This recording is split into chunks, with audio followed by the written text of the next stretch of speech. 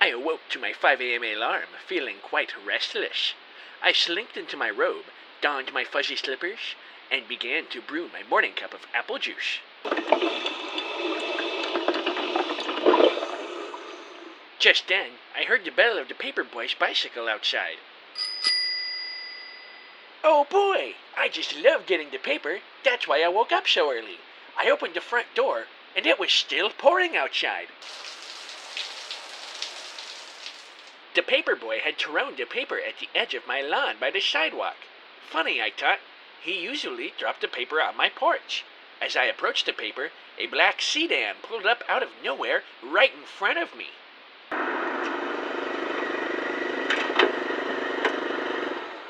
Two men in ski masks got out and headed straight towards me. This our guy, Vinny? Yeah, that's him. Let's can this mug. Excuse me, can I help you, gentlemen? Give him the works, Sal. Certainly. Before I could say another word, they clubbed me on the head with a baseball bat. All I remembered was getting thrown in the back seat of the car before I passed out.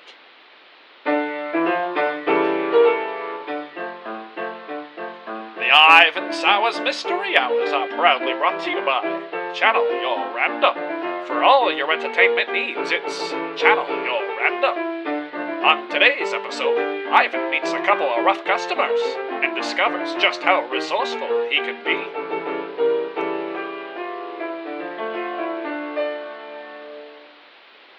After what must have been several hours, I came to my senses. I was strapped to a chair, with my hands tied behind my back. There was a cloth in my mouth, held in place by a piece of duct tape. I looked around. I was in a poorly lit room about the size of a small bedroom. There were bags of fertilizer on shelves in the corner. There were also some shovels hanging on the wall. Oh my goodness, they were going to kill me and bury me, I thought. I made my best effort to cry for help.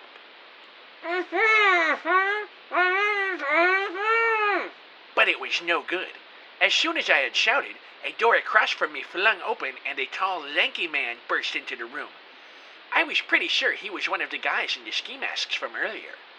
I started to try and shout again, but the tall man slapped me in the face and shouted at me, Button your yip, you mug!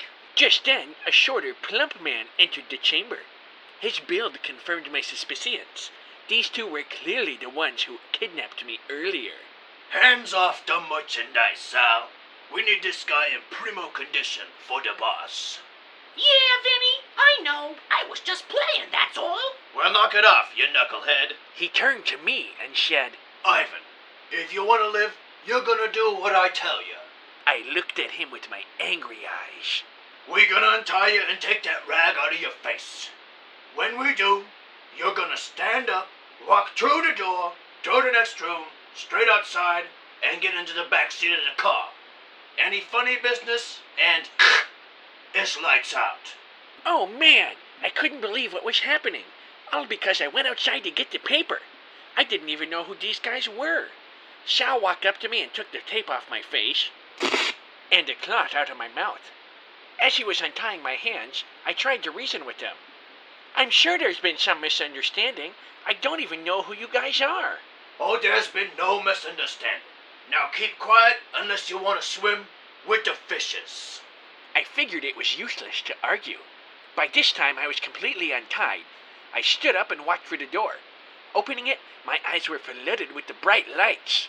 I was in a store, one for agricultural supplies, it looked like. I began to look around, but remembered Vinny's instructions. I walked through the storefront and out the front door. Right outside the store, there was a black sedan. I opened the back door and sat down. I looked back at the store. Frank's Farm Supply, the sign read. Just then, Vinny and Sal emerged from the front door. This was the first time I'd seen them in broad daylight. Sal was about 6'2", couldn't have been more than 140 pounds, and had short, dark brown hair.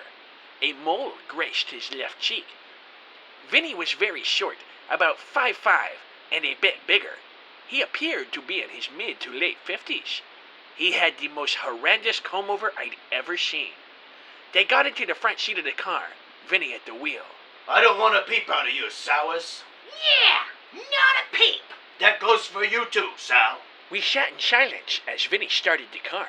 My mind was racing. Where on earth were they taking me? I needed to escape. I'd never been in a situation like this before. All of a sudden, inspiration struck. I have to go to the bathroom, I announced.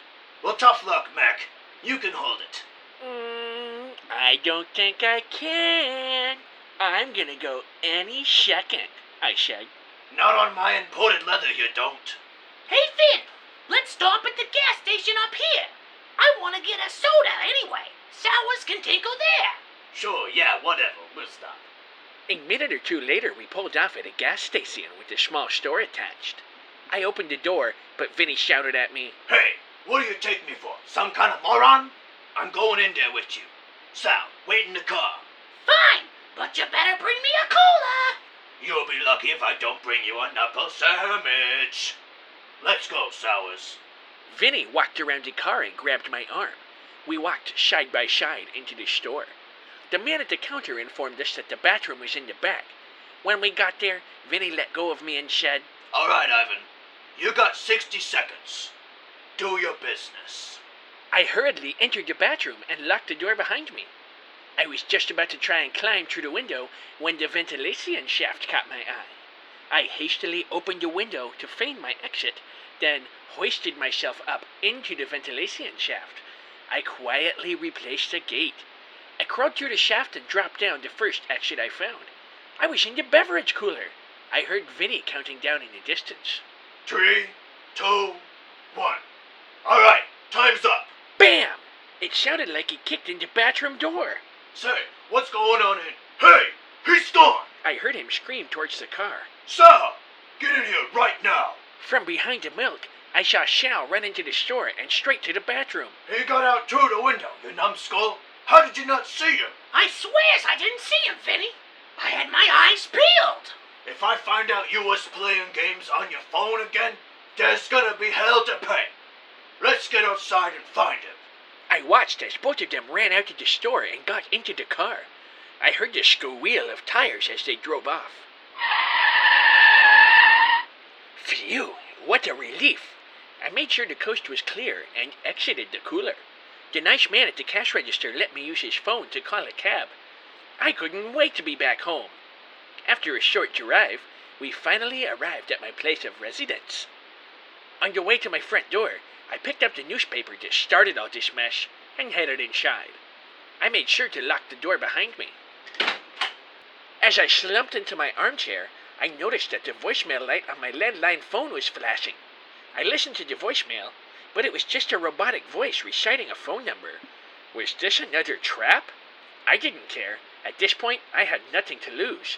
I was just desperate for information on my situation. I dialed the number. After a few rings, a familiar voice picked up.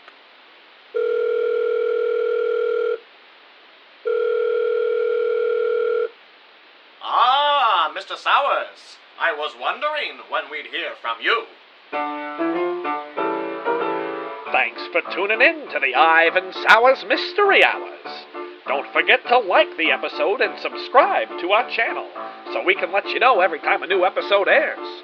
Until next time, this has been the Ivan Sowers Mystery Hours on Channel Your Random.